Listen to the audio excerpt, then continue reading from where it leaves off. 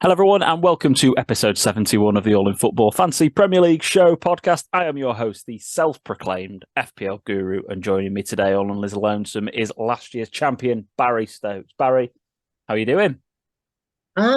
Actually, really well. Got no one to argue with this week, so it should be good. I'll do my absolute best to try and be as conflicting as I can be to your opinions. Thank you, Yeah, everyone. let's say usually you've got splinters in your bum, haven't you? To be fair, sitting on that fence a lot. Feel like Andros Townsend. Thank you, everyone, for joining us this week. Don't forget to follow us on our socials, _pod_p on Twitter, Instagram, and TikTok, and also to like the video on YouTube, subscribe to our channel, and also give us 5 stars on wherever you get your podcasts from.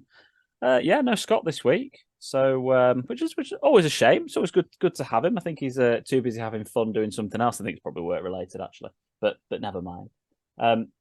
Let's just get on with Manager of the Week, shall we, Baz? Yeah, go on then. All right. Who is it? Kinder Bueno. Kinder Bueno. Yeah, talk us through your team. Talk us through your week. So I think it's all thanks to the defenders, to be honest. Cash and Gusto obviously smashed the points for me.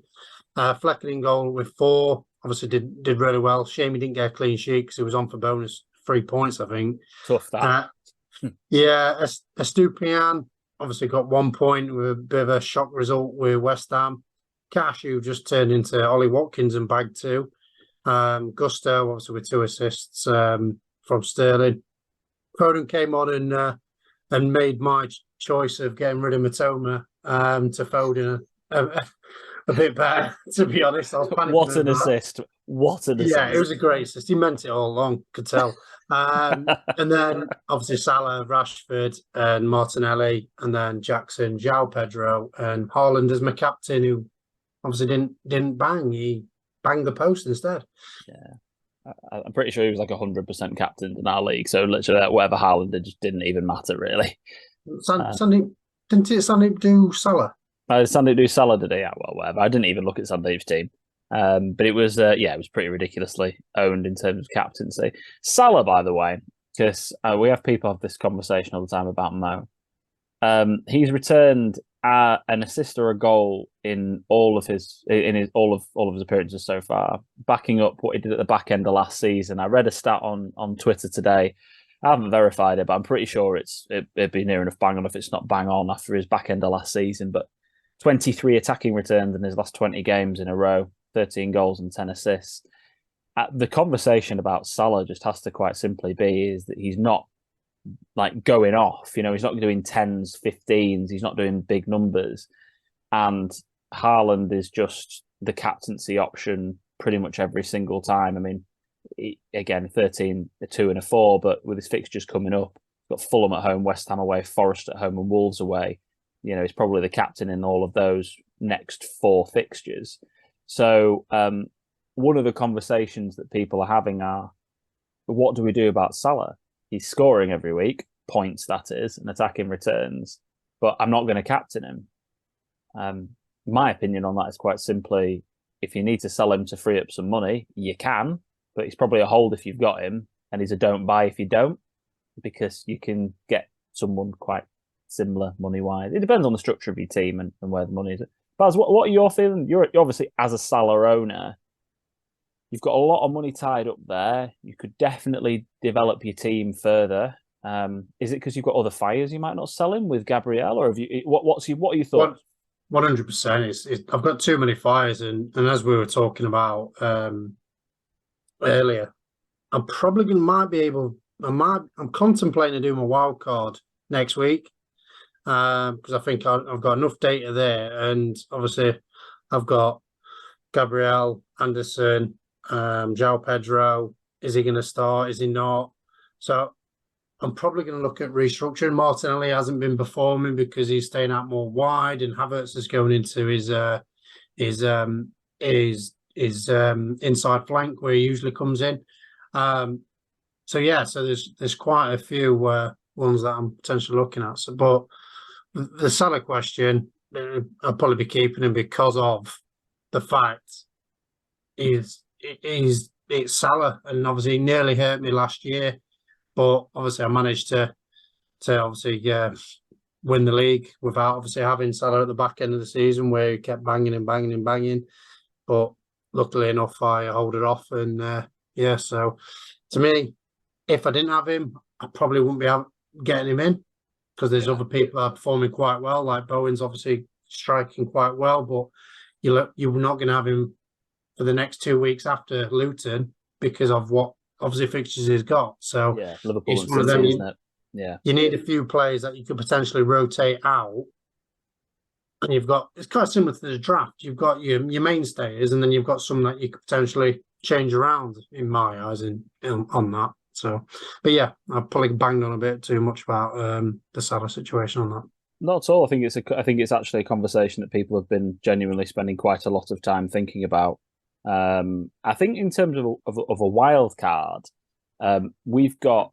I was trying to find. I haven't got Ben Crellin's planner up here, but I might try and find it. But after this, we've got an international break after game week 4. So this game week, then there's an international break. So if you can bank a transfer this week, then do. If you can't, obviously with fires you need to put out, then that's no problem. But if you are looking at a wild card, and not just there's an international break at the end of this game week, there's also the end of the transfer window. But it isn't fully the end of the transfer window because the Saudi transfer window is still open.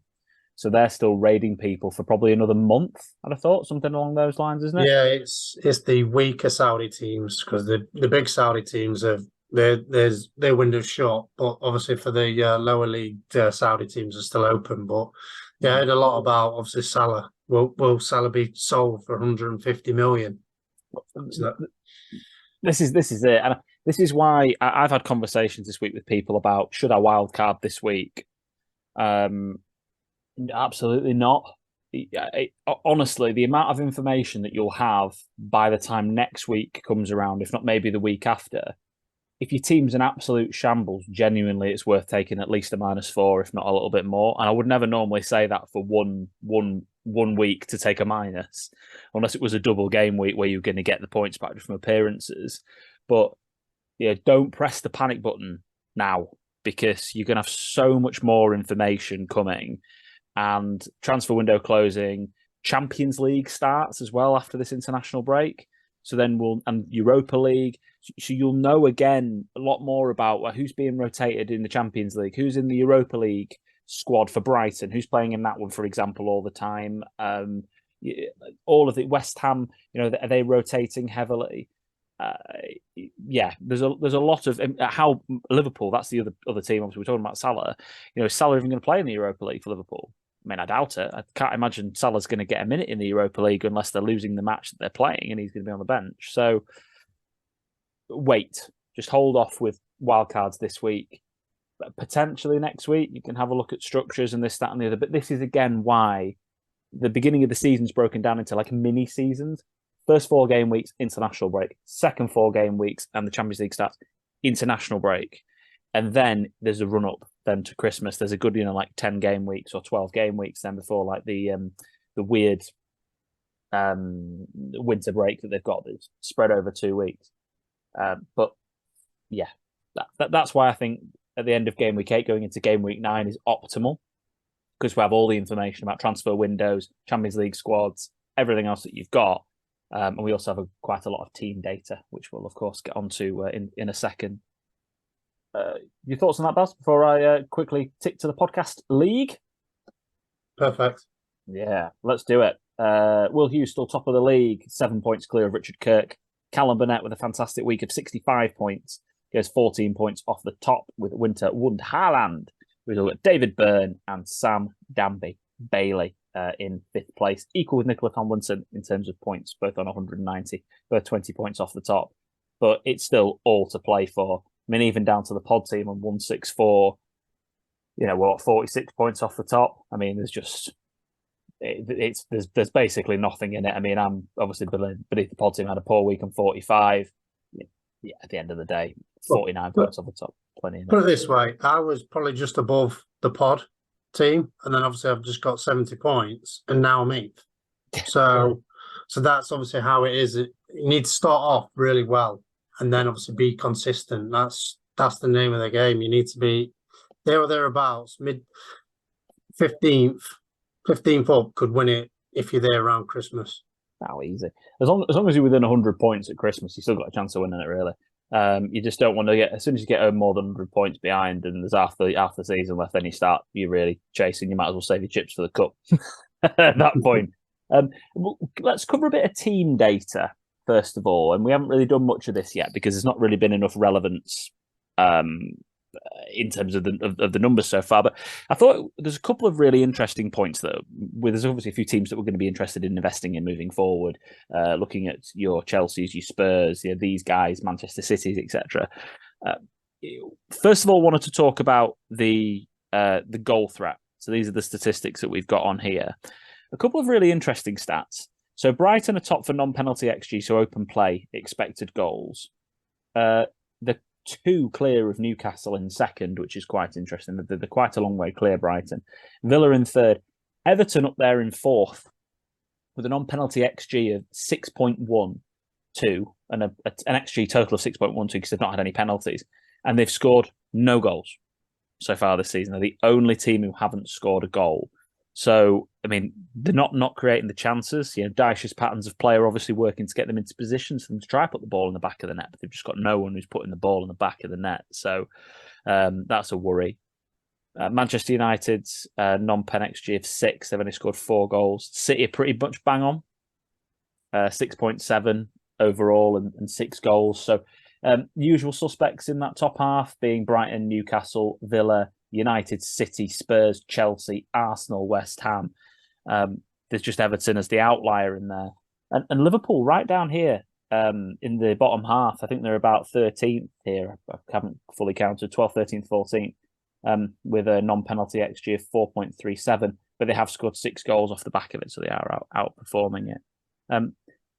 Anything notable from these numbers, Baz? I was about to add the Liverpool one. Like all the ones at the top bar, Everton play quite expansive football, and then Everton's just thrown in there where it's, I don't know if that's because they put a lot of balls in the box with it obviously Dyche ball, or it's obviously from set pieces where they get obviously knockdowns and things like that.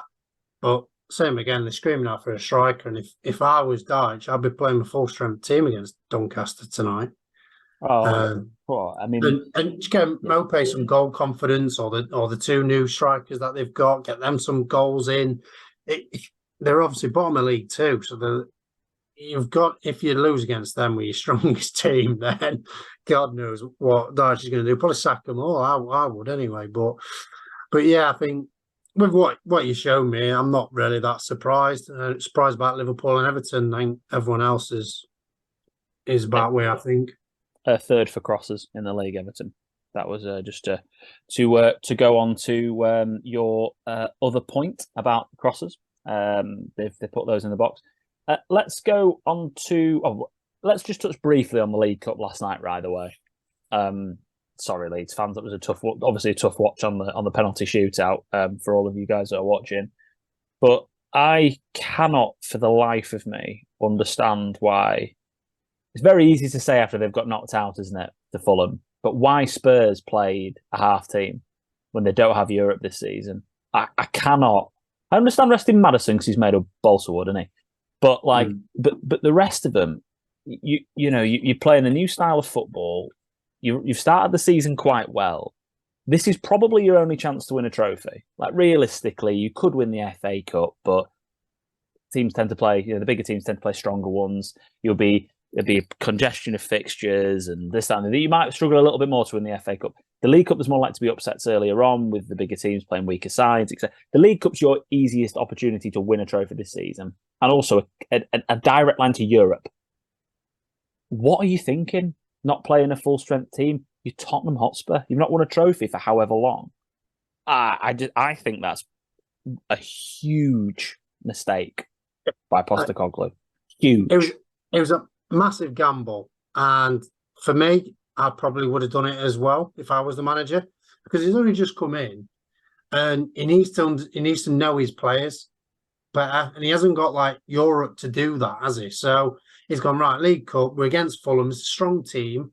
Fulham obviously made changes as well, but not as many as 9. Fulham made 5. So if you've got these fringe players and you're thinking, right, well, let's see what Sanchez is all about. Obviously misses his penalty, and I just think he just needs to get out of there. He could have had an escape route to to Russia, but he obviously didn't want to go, and I didn't do the pun that Polly Scott would have done about Moscow. So I think he should have gone because he's not going to really get a look in now after that. So I would have done it. It's just how it is, and I think if he did it, great. Everyone would have been like, oh yeah, he rotated his team to keep them fresh and things like that. But obviously, the downside, he's lost. It's against Fulham. It's just bonkers, man. Like I can't forgive him for it because he's playing a league game this weekend and it's the international break. We're not even like a massive fixture crush. I think it just anyway. But Richarlison got his goal. Good for him. Yeah. That was one positive out of it. Good for him. I like that. Let's have a look at defensive data. So let's just look at actually goals conceded so far this season. So Luton have conceded 7 and they've only played 2 games. So everyone else here other than Burnley has played 3. So they've got obviously the worst defence. They've conceded not even that high of a match shot, 46 shots, but Villa have conceded 6. Obviously 5 of them were against Newcastle in that first game. They've only conceded 1 since. I couldn't keep up with all the transfer stuff, by the way. You're talking about the oh my God, there's just transfers everywhere at the moment. We'll have to discuss that after. Yeah, Longlay's gone there on loan. We'll have to discuss it all in after this game week because we'll have to pick the bones out of it all. But Forest conceding 6, Bournemouth 6, Burnley 6, Everton 6. None of these again are really that surprising in terms of who's down here conceding, other than Villa. But 5 were in 1 game, so let's not overthink it. And then, I mean, Man City would not have conceded any goals unless Kyle Walker decided he was going to start doing back heels. I mean, he thought he was still Sheffield United, didn't he? Rolling back the years when he started there. That was one of the funniest things. Like, what's he doing? But we have to expected goals conceded of 1, and they've conceded 1 goal. Manchester City, with the fixes that they've got, it's definitely worth having a look at getting one of their Man City defender in. Guardiola, maybe even a Walker, Ruben Dias, as a replacement for Gabriel if you've got it, because I think you've just got quite a few nailed-on clean sheets coming up with those next fixtures, as well as just the fact that they're a really good team defensively.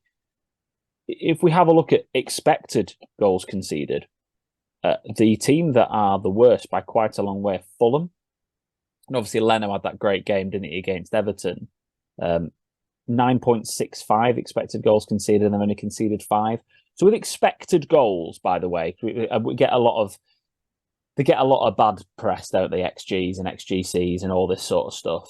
They're just a guide, and what you're looking for here really isn't like they've 5.8 to 6.1. That's not spot on. We're looking at proper anomalies here, and Fulham. It feels like they're just about ready to ship a ton of goals at 6.95, 9.65. You can look at that on the other hand and go, right, okay, Leno's making saves. He's going to get bonus points from saves and also potential bonus points for making all these saves. Yes. So it's one of them where you can look at it on the positive side, but then if Fulham do, like you said, concede a bag full of goals, then you're struggling on that front. But it's the pros and cons on that if you wanted to do that. But it's a good point, because this is exactly where you compare the attacking strength of the team that they're playing against to obviously the defensive strength of Fulham. So, for example, Man City away, they play next. You want to be targeting. If you're Man City, you've got Haaland's captain all day long. City are at home to Fulham. That could be an absolute ton.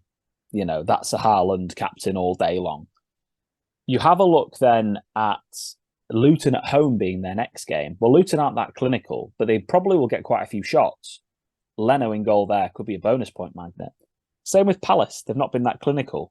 But then you look at the Chelsea game. So actually, if you've got Leno as a rotating keeper, it's not that bad. he's your number one keeper, you're in a bit of trouble, I think, with a couple of these games. But actually saying that, if you've got him as a rotating keeper with, let's say, Turner, for an example, you're struggling this week. But in game week, what's that, 7, when it's Chelsea and then, what am I saying, Fulham? Where's Forest? I've lost Forest. Where's Forest gone? I suppose they're Brentford, don't they? Maybe if you're rotating with Areola, it might not be as bad. But still, that's that. The point I'm making is that it can also be a good thing, but let's also not forget that City are very clinical generally, and I think they'll put a bag past Fulham.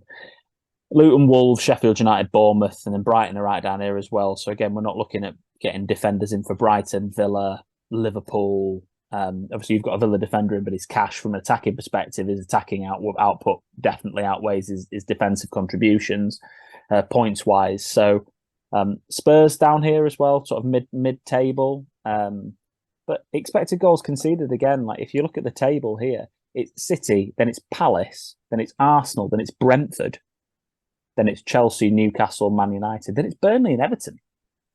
So we just need to keep an eye on this because, again, there's possibilities for jumping on the back of players that are doing quite well. Like having Flecken in goal should have got you more points than it has so far, really.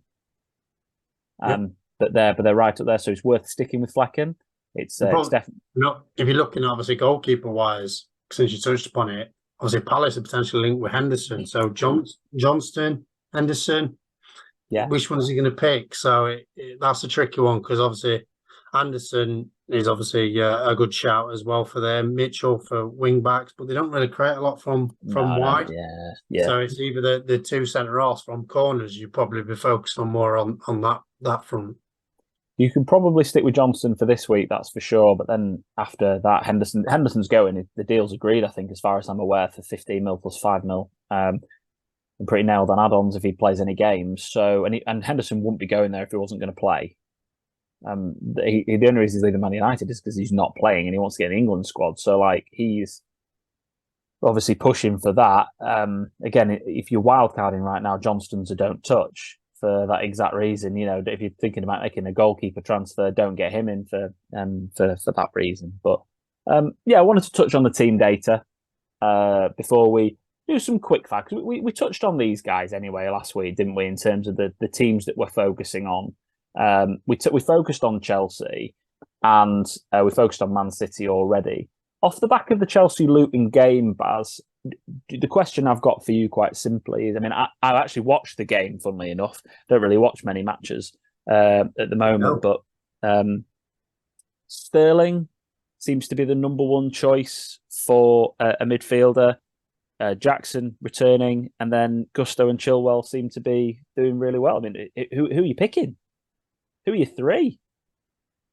I think I've been saying about a double Chelsea defence because with Caicedo signing, I think they're going to be a lot more solid at the back.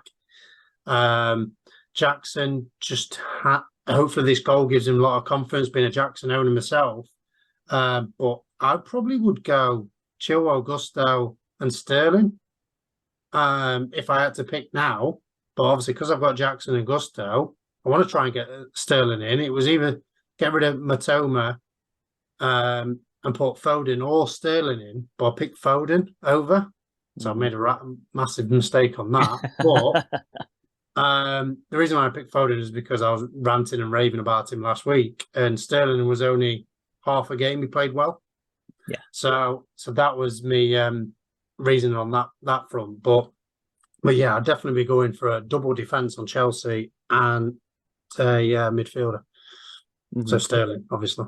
Watching the game, the first half was awful. I think both teams were really quite poor. First half, Jackson's touch was terrible. He was trying to link the play a lot more. Lukaku were playing. That's how bad his touch was. Honestly, it was a trampoline foot. It was terrible. He was sort of like stumbling over in front of the ball, and he was trying to link the play. And in the second half, must have been a tactical move from Pochettino because Jackson was right on the shoulder of the defender. He changed his game. Oh, it was brilliant. Yeah. Second half, still his touch wasn't great. Can't lie. With the ball at his feet, it didn't seem great. But his work ethic, his running, his tactical awareness in those spaces, he was so much better that second half. And his change, the way he played. It reminds me of He reminds me of Nunes first season.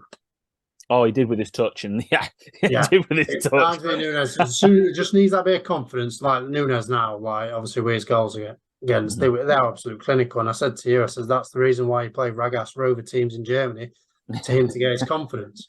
Yeah. So I think Jackson just needs to bag a few goals, and I think he'll be okay. With Chilwell as well, I mean, I don't know how he's not shot. I mean, that was hilarious when he was through on goal. I had to send you that video, Baz, when I was watching it. I'm like, I can't believe as a Chilwell owner, and obviously you don't have him. And I was like, you've got away with this one, mate, because he's in. Did you see it as well? He got absolute ripped by Maddison for not shooting, and then Sterling went, I would have shot. Yeah, so funny. It's quite funny.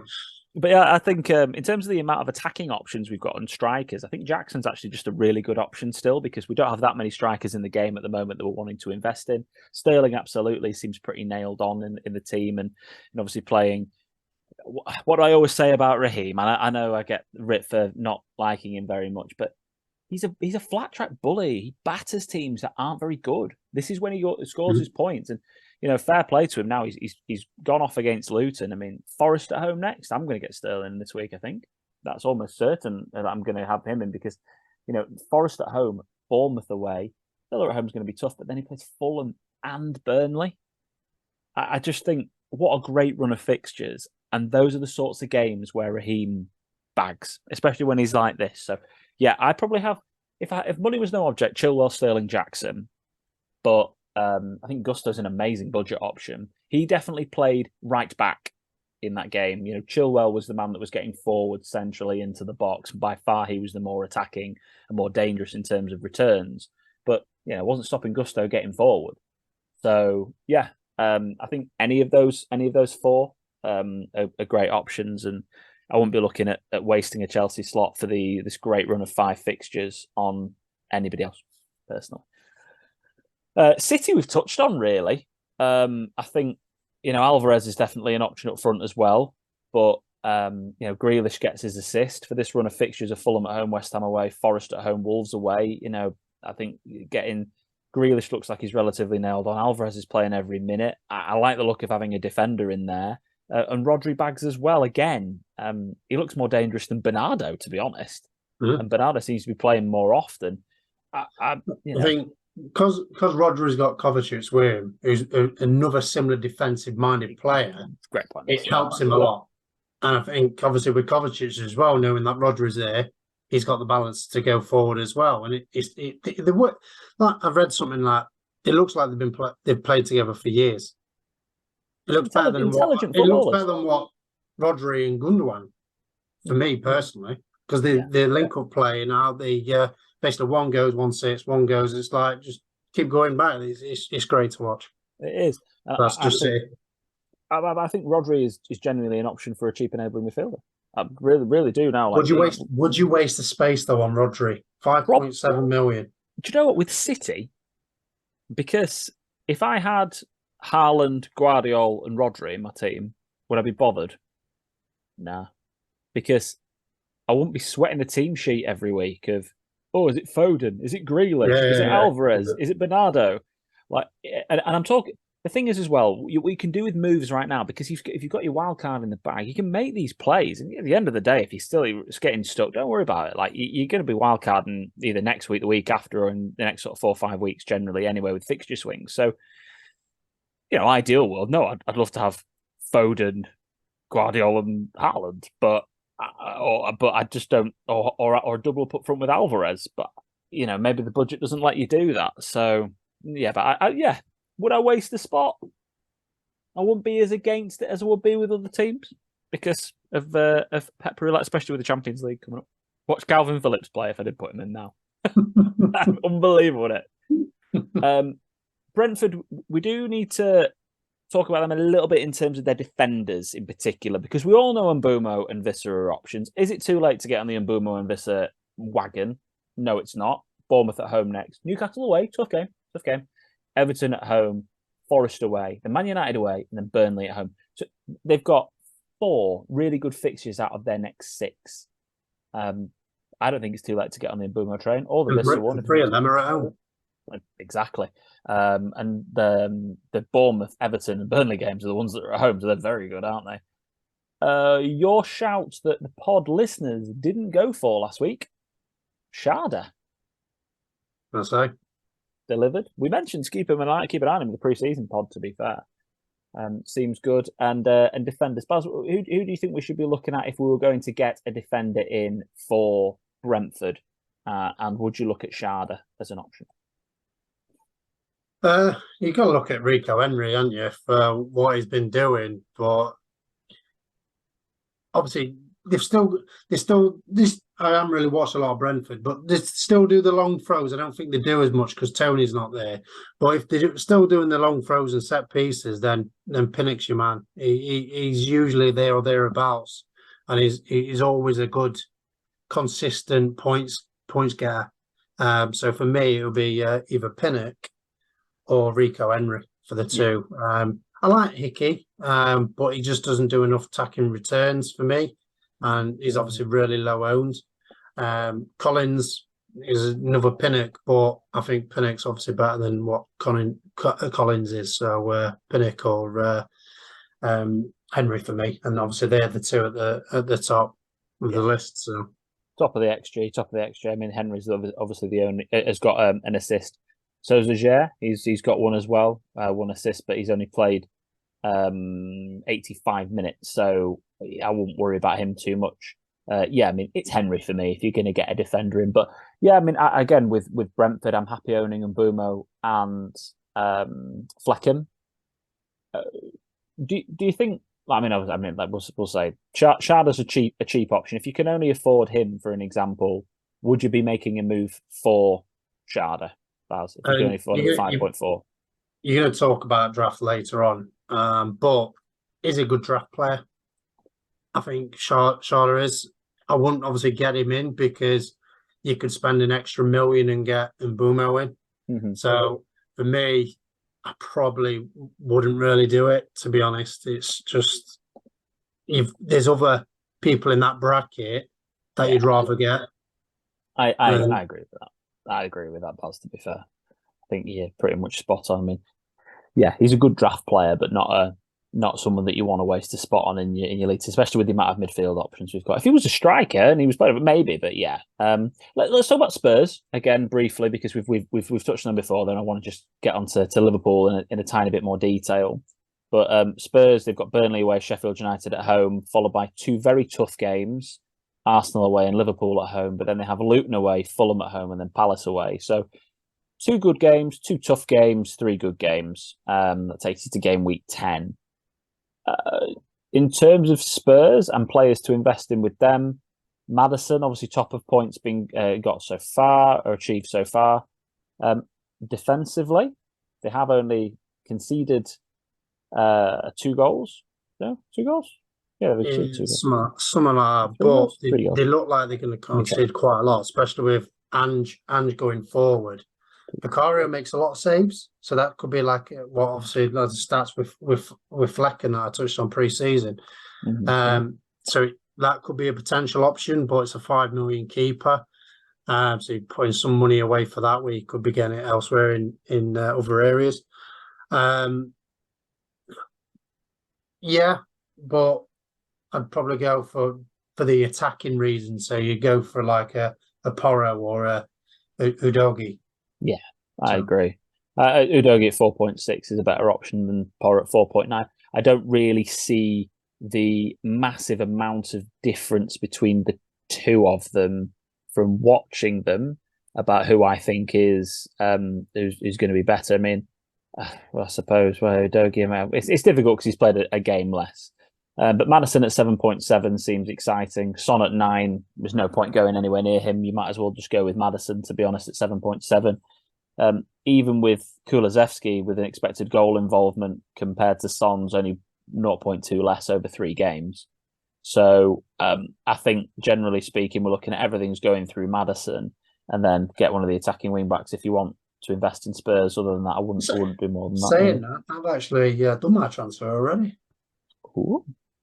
I got rid of Anderson. I just thought it was just a waste of space, and I thought it gives me another option to potentially play 5 in the middle.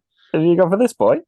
I have gone for that boy. I've gone for Salah. Yeah, Oh. he breaks the lines really well, and he's a bit like what Højbjerg was last season for Spurs. And I just think, yeah, he looked great.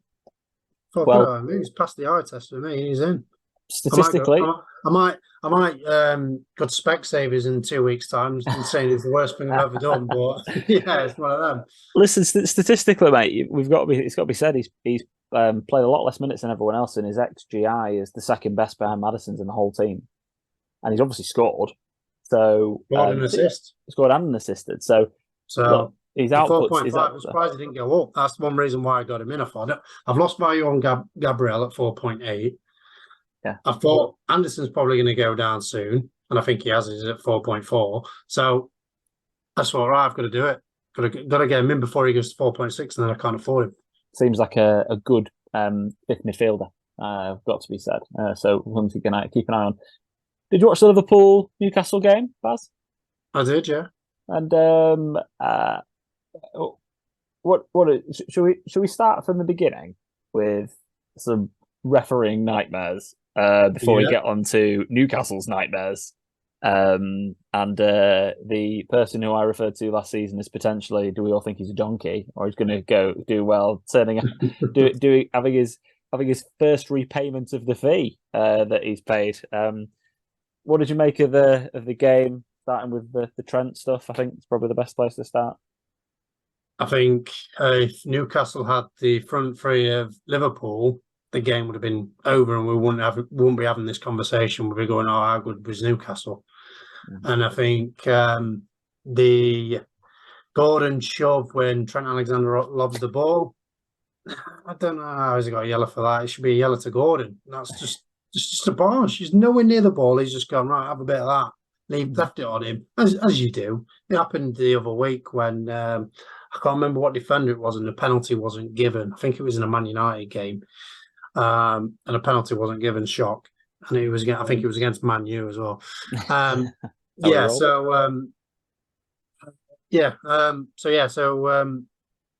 Lost my trail of thought now. No, I mean, Trent Newcastle rightly got booked for throwing the ball away, but he should never have been in that situation in the first place. Correct, yeah, and the balance of Newcastle and everything like that was great, and Tonali ran the show, and then something happened, and there was a couple of balls put into the box, and I was thinking to myself while I was watching this game, they need a number 9, they need a Núñez on, and then Núñez comes on and obviously changes the game.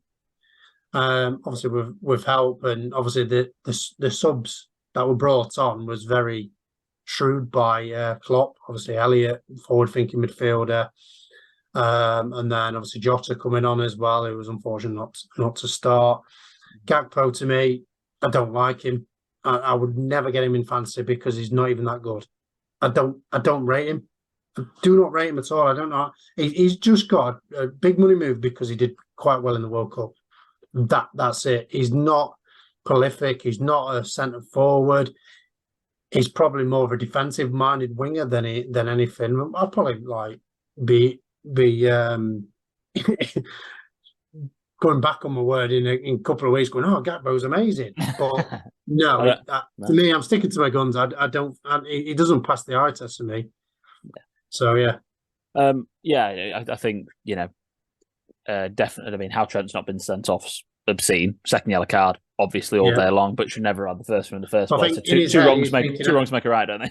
Yeah, I think in his head he's like, actually, I shouldn't really got to the point of giving Trent the first yellow card because it was technically a foul. Yeah, ref on him. And I think, and the refs bowled it because of two factors. Is it early in the game to send someone off? And also the fact he's made a mistake. So yeah, first one was say he knows it. And then obviously Van Dijk gets correctly sent off for kicking through someone when they're throwing goal. I mean, I don't know how that's even a debate, to be honest. Mm-hmm. So it's one of the problems with Sky Sports and the pundits, and when you have a pundit on that is the fan of the team, it's fine. It's great for conversation and debate at times, but I mean, Carragher's talking nonsense. It's not a red card there. Absolutely, totally wrong in my opinion. It's obviously a red card, and Van Dijk refusing to leave the pitch is probably going to see him get a longer ban as well. It's like what Vicar Richard said. He says he had to watch it a couple of times to see what actually happened, and I seen it straight away. To be honest, you knew what. Obviously, Isaac's done clever, put his foot in front of where. Obviously, he's Protected the running, ball. protecting his ball. He's gone through him. Yeah, it's an easy red. Clearest red you've ever seen. It's but lazy if it was in the defending. box, if it's in the box, is it a red card or is it a yellow card? It's double jeopardy, isn't it? So well, it depends if he's tried to play the ball or not, or if he's just deliberately fouled him. And obviously, he claimed he's tried to play the ball, and then the ref's going to have to just give him a yellow, isn't he? So the penalty and the yellow card, it's one of them. But fair play to Klopp. Fair play to Klopp for the tactical moves, exactly like you've said. But for changing the game, getting Nunes on, and fair play to Nunes, because it's got to be said, he's been pretty rubbish since he's been signed. He's been a bit of a joke for the amount of money he's cost. And then to go out there and change the game, deliver, fair play to him. Very well taken goals as well. His first one, he didn't even look up. He knew exactly where it was going. Clinical. Second one, he has a little glance at keeper that I loved, and he just played it past him. I thought it was clinical. Brilliant, yeah, brilliant from him. In terms of Liverpool players, we'll just we'll have a look at these guys. Obviously, we talked about Salah, Luis Diaz with 3 starts, Jota obviously not starting this time. The ever-present players in the Liverpool team being obviously Alisson, Robertson, and Szoboszlai. Trent playing every game. Trent obviously not being worth the money at the moment. Still to go with. We need to keep an eye on him moving forward. Salah as well. Is there anybody here with their fixtures coming up? Villa at home, maybe not worth the investment just yet, but Wolves away, West Ham at home. Is there anyone here at Liverpool that you'd be thinking about investing in, or are you just going to hold Salah and roll on? Well, I'll be holding Salah, obviously. With Nunes' performance, you've got to be looking at him, to be honest. Was it 2 shots, 2 goals? When were you ever going to hear that from Nunes' stats, especially from last season? So, yeah, and obviously, I think that would be the one person I'd probably be looking at getting in. But obviously, who am I going to get him in for? Can't upgrade from João Pedro. I've got Haaland. Am I going to get rid of him? No. Jackson, with obviously the games coming forward. Yeah. It's one of them. It's like, yeah, I'd like to have him in, but I'm not going to. He's just too expensive, I think, for me, Nunes, and he's still a doubt if he's going to start or not, to be fair. So yeah, I think I'm still watching and seeing in Liverpool, but that was a question that we did have that came in. We'll skip transfer talk because we'll cover that, I think, next week. But just with the amount of transfers that are going on, but just wait and see, guys. Keep a real eye on the transfer market. And any key ones before I move on to the draft? Any points that you had on that you really wanted to point out? Well, for transfer talk, yeah, transfer talk. Any key bits that you really thought, wow, that stands out to you, or Actually, I would like to discuss your opinion on if 150 million comes in and you're Liverpool, would you sell Salah? Yeah. And who would you get? Or would you need it? Would you need to invest? You'd have to probably reinvest in someone somewhere and some player, and there's plenty of people out there that are wings that you could get, but it's a bit late in the window. That's the biggest problem, I think. But if 150 million for Salah, he's 31. Probably, yeah. And he's massively your highest paid player. You broke your wage structure for him. You did everything. I mean, you've got a lot of goals and assists to replace there, though. I mean, you don't want to, but then Jota will step up. Diaz will step up. Gakpo definitely needs to step up in my eyes. Nunes obviously stepped up when he needed him, obviously against Newcastle. Yeah. So yeah, I just wanted your take on it. I'd sell him and get that. Try and obviously lure that Napoli winger. I'm not even going to try and even pronounce his name, and get him in. To be honest, I think he would be a great replacement. Yeah. Just wanted to quickly touch on a bit of draft stuff before we go on to this, because I know we've had a couple of people talk about draft. And just a few thoughts, and just to back up what we said before the start of this season about thinking about transactions and having season keepers. And at the moment, we're in a head-to-head league, all of us, with David Byrne, AD Chip, and obviously former champ and friends. and how we're going to approach doing transfers moving forward and transactions with draft. So season keepers, this is what I talk about. We're never getting rid of Becker, Alisson. We're never getting rid of Ruben. We're never getting rid of Rashford or Son. And probably with the lack of choices and options at the moment, we're never going to get rid of Jackson up front. I also think with that, we probably don't get rid of Højlund. We have to wait and see on him. But these guys are all people that we're going to keep all season. Then we have a look, when you're thinking about people to get rid of, you need to have a look about form and fixture as well. So Gusto, Mitchell, Udogie, they're never people that we're going to get rid of this week unless they're potentially injured. Ben Rama as well. You know, you don't mind holding him in draft because he might end up doing well or might not. You don't know. But there he is, Ben Rama. Yeah, the only issue with Ben Rama is he didn't start, did he? Yeah, but they've just signed that new lad, Kudos, is it? Or yeah, they have signed Kudo. But this is where I'm saying in draft you can hold him for an extra week. It's not a problem with Luton. You're probably going to bench him, or you might start him and hope that he gamble that he starts. But still, you've got what I'm talking about there is he's not going to be high on your transaction list to get rid of. There are players like Szoboszlai, who has shown that he's not really got that much attacking output so far at Liverpool. Makes corners, I suppose, isn't he? Yeah, but he's not delivered yet. So he's somebody that you could move on. And Nketiah is somebody who's obviously going to get rotated even when Jesus isn't in the team. You get rid of him. And then Mason Mount has obviously proven that he's not delivering attacking returns at the moment at Man United, and he's injured. And I don't think that people will be clambering over him to get him back in their teams when he is fit again. So by process of elimination, you're looking at Szoboszlai, potentially Nketiah, potentially Mount, Ben Ramos maybe, and then Digne, the players that you'd be looking at transacting. And then you need to have a look at who you're going to be. I mean, Raya's a kind of a wait and see, really, because you've got Alisson anyway. And then you have a look, if you're playing a head-to-head league, at short-term transfers, so players to get in for this week. But also what you need to do is be a step ahead of the game and have a look at players that you're going to get in for next week already. You want to be looking maybe a week, if not 2 weeks ahead with the fixtures, because you can get those players in and bench them and then have them ready for the week after. So what I'm saying about this is, for example, Newcastle's fixtures. If we have a look at Newcastle's fixture difficulty rating, they've got Brighton away, but then they go on a fantastic run. Brentford at home, Sheffield United, Burnley, West Ham, Palace and Wolves. So as a group of people who are looking to do transactions this week, we need to be looking at, right, Digne is not going to play for us this week. So we need to probably ship Digne out and have a look at maybe getting in a defender, being a Newcastle defender. Look at Villa's though. Things coming up. Yeah, they got Palace, but then Chelsea, Brighton. So yeah. Probably. But this is the point that I'm making. That's how you need to think about your process for your transactions in draft.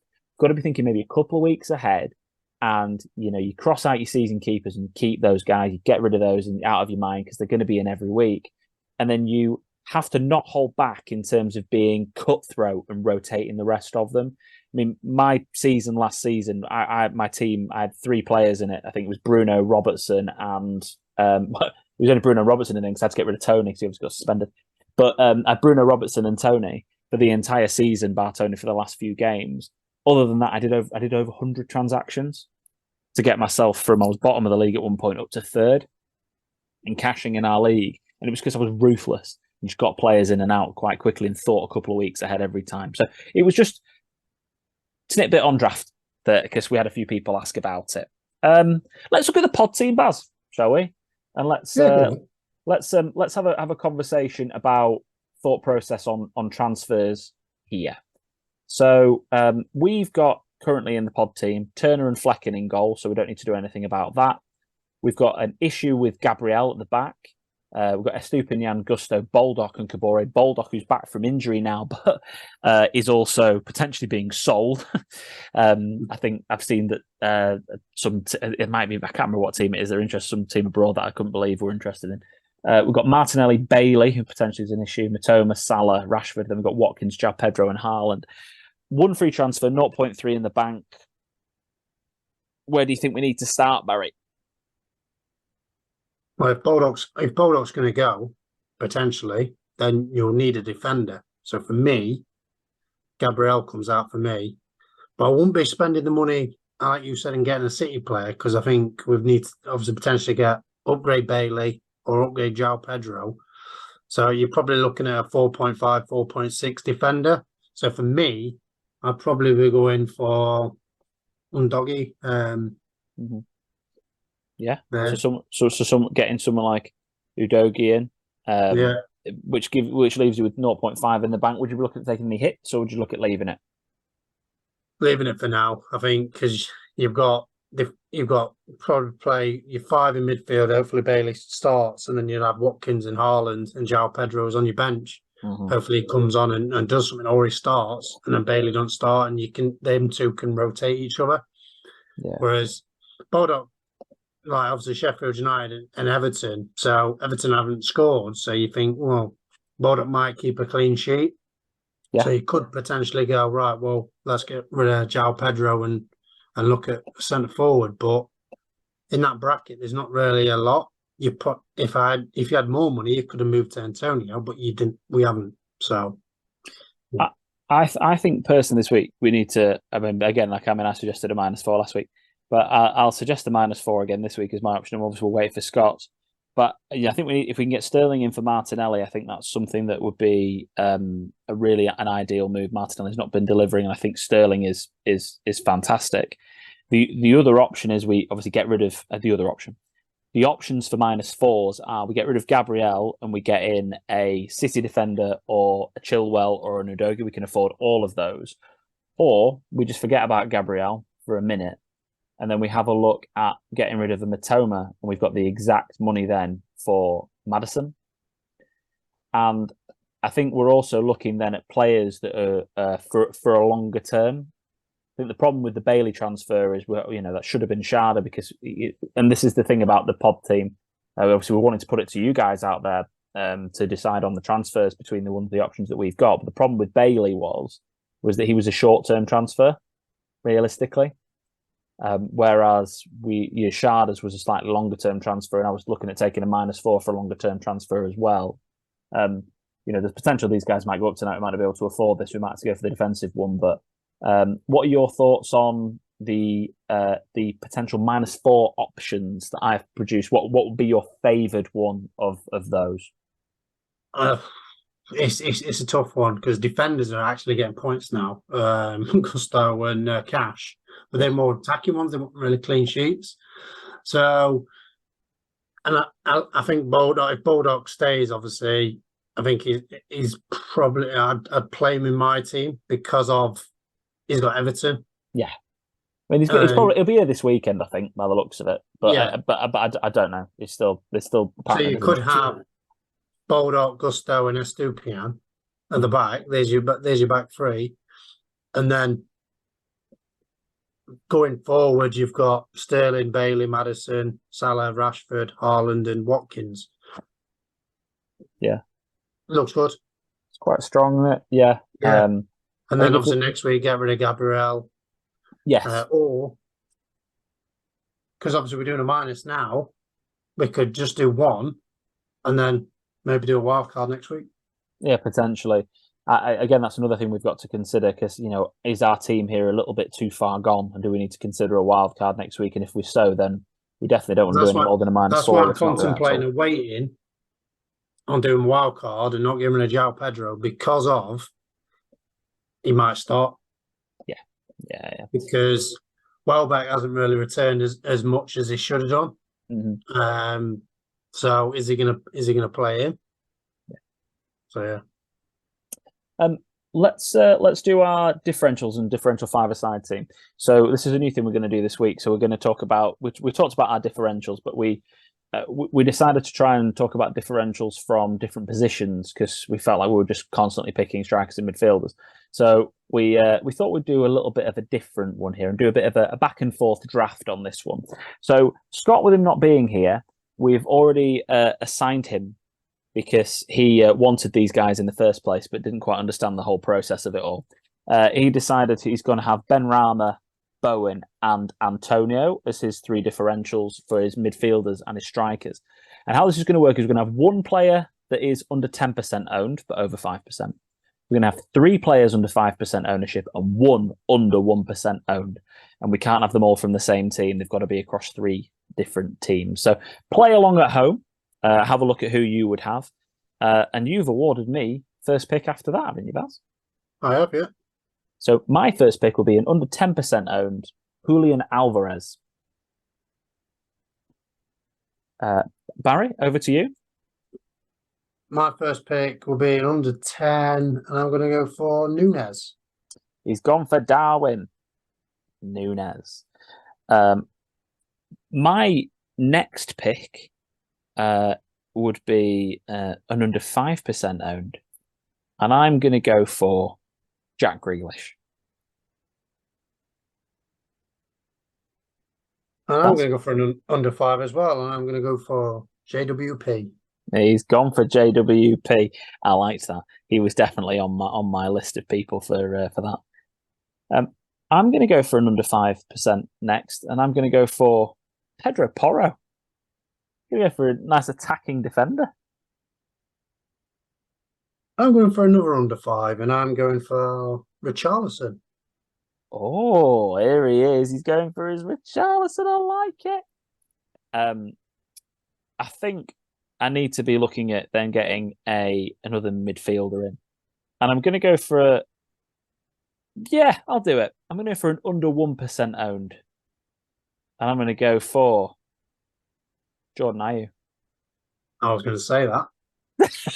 I like that. I love that. I've got a few lists down it, to be fair. I'm going to follow suit, and I'm going to go for my under 1. I'm going to pick my goalkeeper. You go goalkeeper? Go on. Fodringham. Oh, it was my under 1% goalkeeper as well, but that's why I was like, I'll go for my under 1% now. Like it. Fine. Okay. And goalkeeper for me, so I've got 2 City, I've got a Spurs and a Palace. I'm going to go for Flecken. Under 5%. Your defender, Barry? Defender, Thiago Silva. You're going over for Thiago Silva. Right, nice one. I like it. Let's finish off with captains then, Baz. Let's do captaincy for the weekend. Are we going to talk about time to sell assets? Man U, Arsenal, Brighton? We can, but my daughter's at the bottom of the stairs crying, so probably not.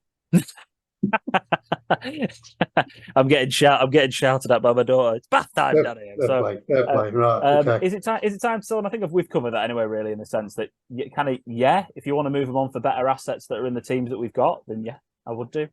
And I wanted to wrap up with the easiest thing in the world, which is anyone not going for Haaland captain this week? There he is. I'm getting shouted. There he is. Haaland captain, Barry? No, well, yeah. That's why I stayed quiet, because you said anyone against it, and I was like, well, I'm not saying anything because he's my captain. Well, that wraps us all up for this week. So thank you ever so much for joining us. Don't forget to follow us on our social media platforms, Pod, P, Twitter, Instagram, and TikTok. Don't forget to like this video on YouTube, subscribe to our channel, and also give us 5 stars where you are listening to us all around the world. We love you, our international listeners, on this podcast. So don't forget to like and subscribe and give us 5 stars. League code Baz is V6WX90. That's V6WX90. Thank you to over 50 people who are playing in our league this season. All up for the shout outs. Barry's hogged them this week, but never mind. Somebody else can be manager of the week next week, Baz. Thank you ever so much for joining us all, and goodbye for now.